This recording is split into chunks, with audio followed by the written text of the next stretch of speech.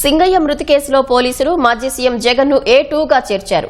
జగన్ పై ఏ సెక్షన్ల కింద కేసు పెట్టారు, పోలీసులు ఎలా ముందుకెళ్తారన్న అంశాలపై మరింత సమాచారం మా ప్రతినిధి చంద్రశేఖర్ ప్రత్యక్ష ప్రసారం ద్వారా అందిస్తారు.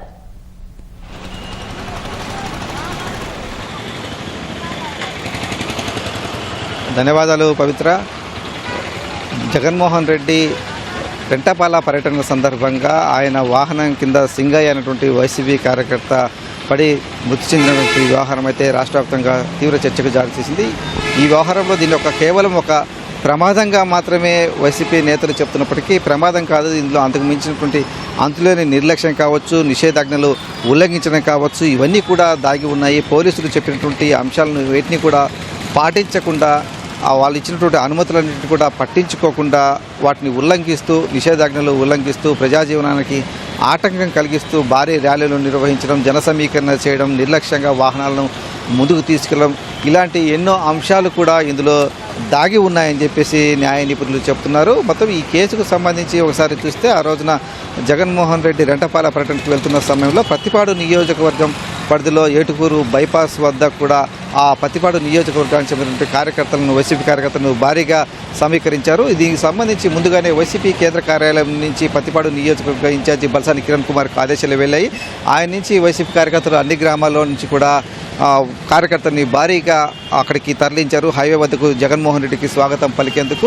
ఇందులో భాగంగానే వెంకటాయపాలెం నుంచి కూడా కొందరిని తరలించారు, వైసీపీ కార్యకర్తలని, అభిమానులందరినీ కూడా. ఈ తరలించే క్రమంలోనే సింగయ్య కూడా అక్కడికి చేరుకున్నారు. వాహనం హైవే నుంచి సర్వీస్ రోడ్లోకి ప్రవేశించే సమయంలో ఒకసారిగా అందరూ కూడా ఆ జగన్ వాహనానికి ఎదురుకి వెళ్ళి స్వాగతం పలికారు. ఈ క్రమంలోనే చీలి సింగయ్య జగన్మోహన్ రెడ్డి వాహనం కింద పడి తీవ్ర గాయాల పాలయ్యారు. ఈ కేసుకు సంబంధించి మొదట్లో ఏ వాహనం కింద పడేదనే అంశంపైన కొంత స్పష్టత కోరబడింది. ఎస్బీ పోలీసులు ఇచ్చినటువంటి సమాచారం మేరకు జిల్లా ఎస్పీ సతీష్ కుమార్ ఒక వాహనం నెంబర్ చెప్పి ఆ వాహనం కింద పడ్డారనేటువంటి కోణంలో ఆయన ముందుగా ప్రకటించారు. అయితే తర్వాత ఎఫ్ఐఆర్ నమోదులో మాత్రం గుర్తు తెలియని వాహనం అని మాత్రమే పోలీసులు నమోదు చేశారు. ఆ మేరకు వీడియోలన్నిటికీ కూడా విశ్లేషించి డ్రోన్ ఫుటేజ్లు కావచ్చు, సాక్షి టీవీ ఛానల్లో వచ్చినటువంటి లైవ్ ఫుటేజ్ని కూడా ప్రధానంగా తమ ఆధారాల కోసం పోలీసులు వినియోగించిన పరిస్థితి. సాక్షి టీవీలో వచ్చినటువంటి లైవ్ కవరేజ్లో కూడా ఆ వాహనం కింద వ్యక్తి పడ్డట్టుగా చాలా స్పష్టమైనటువంటి ఆధారం కనిపిస్తోంది. ఆ లైవ్ వీడియోలో కూడా అది ఉంది. దాని తర్వాత మళ్ళీ అక్కడ వచ్చినటువంటి వారందరూ కూడా తీసినటువంటి వీడియోలు, తమ సెల్ ఫోన్లో తీసినటువంటి వీడియోలను కూడా పోలీసులు విశ్లేషించారు. దాదాపు 200కు పైగా వీడియోలను పోలీసులు విశ్లేషించినట్టుగా సమాచారం. వాటన్నిటిని ఆధారంగా పోలీసులు ఖచ్చితంగా జగన్మోహన్ రెడ్డి ప్రయాణిస్తున్నటువంటి వాహనం కిందే చిలి సింగయ్య పడి తీవ్ర గాయాల పాలయ్యారు. ఆ గాయాల పాలైన తర్వాత ఆయన్ను కనీసం ఆసుపత్రికి తరలించకుండా వైసీపీ నేతలు రోడ్డు పక్కన ఉన్నటువంటి ఆ చెట్ల పొదల్లోకి ఆయన్ను నెట్టేసి వెళ్ళిపోయినటువంటి పరిస్థితి. ఆ హైవే పెట్రోలింగ్ పోలీసులు మాత్రమే 108కు సమాచారం ఇచ్చి ఆయన గుంటూరు జీజీకి తరలించారు. ఆ సకాలంలో వైద్యం అందని కారణంగా కూడా సింగయ్య మృతి చెందినటువంటి పరిస్థితి. ఎందుకంటే ఆ వాహనం బుల్లెట్ ప్రూఫ్ వాహనం కాబట్టి అది వచ్చి ఆయన తల, మెడ కావచ్చు, గుండెలు కావచ్చు, ఇవన్నీ కూడా తోచుకుంటూ వెళ్ళిపోయింది. ఆ వాహనం యొక్క వేగానికి కొంత దూరం అతన్ని నెట్టుకుంటూ వెళ్ళినటువంటి పరిస్థితి. కాబట్టి అతను తీవ్ర గుండెలు కావచ్చు, లేకపోతే ఒత్తిడికి గురై కూడా అతను మరణించి ఉంటారని చెప్పేసి కూడా చెప్తూ ఉన్నారు. దీనికి సంబంధించి ఏదైనా ఒక వాహనం వెళ్తున్నప్పుడు తమ వాహనం కింద ఎవరైనా తగిలి గాయాల పాలైనప్పుడు ఆ వ్యక్తిని కావచ్చు, వాళ్ళను ఆసుపత్రికి తీసుకెళ్లడము, లేకపోతే సురక్షితంగా వారికి సపర్యలు చేయడం అయితే కనీస మానవత్వం. కానీ అది మాత్రం లోపించిందనేటువంటి విమర్శలు అయితే చాలా ఎక్కువగా వినిపిస్తున్నాయి. ఏమాత్రం కూడా పట్టించుకోకుండా అలాగే తమ పర్యటన అలాగే కొనసాగించడం, కనీసం జగన్మోహన్ రెడ్డి కాకపోయినా ఆయన పక్కన ఉన్నటువంటి వారు కూడా ఎవరు కూడా పట్టించుకోకుండా తమ కార్యక్రమాన్ని యథావిధిగా కొనసాగించినటువంటి విమర్శలు వచ్చాయి. దీనికి సంబంధించి మాత్రమే పోలీసులు ఇప్పుడన్నీ కూడా మామూలుగా అయితే యాక్సిడెంట్ సెక్షన్ల కింద కేసు నమోదు చేసేవారు. కానీ ఇప్పుడు భారతీయ న్యాయ సంహిత కింద 105 అలాగే 49 సెక్షన్లను కూడా ఈ కేసులో జోడించారు పోలీసులు. ఎందుకంటే దాంట్లో నిర్లక్ష్యం ఉంది, నిబంధనలు ఉల్లంఘించడం ఉంది, ఒక వ్యక్తి మృతికి కారణమయ్యారన్నటువంటి ఒక హత్యకు సంబంధించిన సెక్షన్లు కూడా దీని కిందికి వస్తాయి. కాబట్టి ఒక వ్యక్తి మృతికి కారణమయ్యారనేటువంటి అంశాలపైన కూడా పోలీసులు అన్ని కోణాలను విశ్లేషించి న్యాయ నిపుణులతో సంప్రదించి ఆ సెక్షన్లను కూడా జోడించినటువంటి పరిస్థితి. కానీ వైసీపీకి సంబంధించినటువంటి వారందరూ కూడా దీనిపైన ఒక యాక్సిడెంట్ కేసుకు జగన్మోహన్ రెడ్డి పేరు పెట్టడం ఏంటి, అది ఒకవేళ డ్రైవర్ తప్పినప్పుడు డ్రైవర్ను మాత్రమే యాక్సిడెంట్లో బాధ్యులను చేస్తారు తప్ప వాహనంలో ప్రయాణిస్తున్న వారిని కూడా బాధ్యులను చేస్తారన్నటువంటి ఒక వాదనను అయితే వైసీపీ వారు తెరమీకి తెచ్చారు. కానీ ఇది కేవలం ఒక యాక్సిడెంట్ మాత్రమే కాదు. ప్రభుత్వం పోలీసులు ఇచ్చినటువంటి నిషేధాజ్ఞలు ఉల్లంఘించడము, ఆయనకు ఇచ్చినటువంటి కాన్వాయ్ కంటే ఎక్కువ వాహనాలతో ర్యాలీ నిర్వహించడము, అలాగే అనుమతి లేకుండా జన సమీకరణ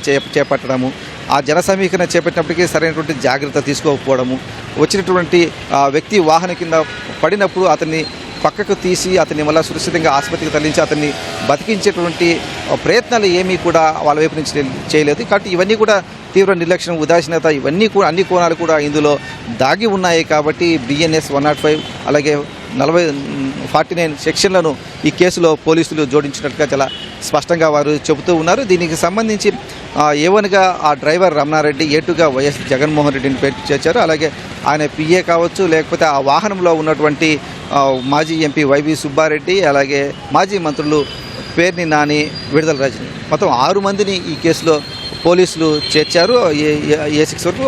అలాగే మరికొంతని కూడా ఈ కేసులో చేరుస్తామని చెప్పేసి పోలీసులు చెప్తున్నారు. ఇక ఈ కేసుకు సంబంధించి విచారణ పర్వానికి వస్తే మాత్రం ప్రస్తుతానికైతే ఎయిర్ కానిస్టేబుల్ అలాగే డ్రైవర్గా ఉన్నటువంటి ఎయిర్ కానిస్టేబుల్ రమణారెడ్డిని మాత్రమే పోలీసులు అదుపులోకి తీసుకొని ఆయన్ని విచారిస్తున్నారు. అయితే ఇప్పటి వరకు కూడా రమణారెడ్డి అరెస్ట్ విషయం పైన పోలీసులు నోరు మెదపడం లేదు.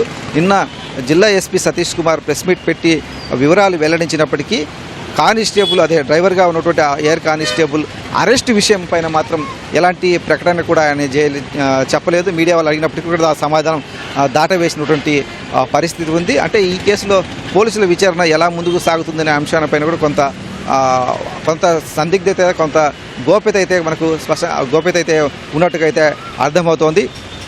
ఇప్పుడు ఈ కేసుకు సంబంధించి కేవలం యాక్సిడెంట్కి అయితే డ్రైవర్ని మాత్రం తీసుకొచ్చి అరెస్ట్ చేయడం కావచ్చు, లేకపోతే తదుపరి చర్యలు కోర్టులో ప్రవేశపెట్టి తదుపరి చర్యలు తీసుకునే అవకాశం ఉంటుంది. కానీ ఇక్కడ BNS సెక్షన్లన్నీ కూడా జోడించడము, ఆ తీవ్రమైనటువంటి నేరారోపణల కింద వారి కింద అభియోగాలు మోపినటువంటి కారణంగా మిగతా వారిని కూడా ఏం చేస్తారు, వారిని కూడా అరెస్ట్ చేస్తారా, A2గా ఉన్నటువంటి జగన్మోహన్ రెడ్డిని కూడా అరెస్ట్ చేస్తారా లేదా అనే అంశాలపైన ఒక చర్చ అయితే సాగుతోంది.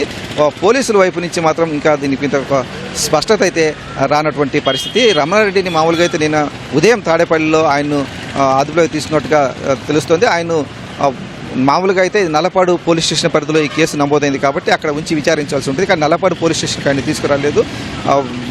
పోలీసులు ఒక రహస్య ప్రదేశంలో ఉంచి ఆయన నుంచి వివరాలు రాబట్టేందుకైతే ప్రయత్నిస్తూ ఉన్నారు. ఎందుకంటే ఆ ఘటన జరిగినప్పుడు ఆ డ్రైవర్ తప్పనిసరిగా తెలుస్తుంది ఆ వేగం కింద పడిన తర్వాత జగన్మోహన్ రెడ్డికి ఆ విషయాన్ని చెప్పారా లేదా, అలాగే అంత నిర్లక్ష్యంగా కారు నడపాల్సిన అవసరం ఎందుకు వచ్చింది, ఆ ప్రమాదం జరిగిన సమయంలో వాహనం యొక్క వేగం కావచ్చు, ఇలాంటి అన్ని అంశాలను కూడా పోలీసులు ఆయన నుంచి విచారించే అవకాశం ఉంది. ఇక రమణారెడ్డికి సంబంధించి సర్వీస్ సంబంధించిన నిబంధనలు అవి కూడా ఉల్లంఘించినటువంటి ఆరోపణలు కూడా ఉన్నాయి.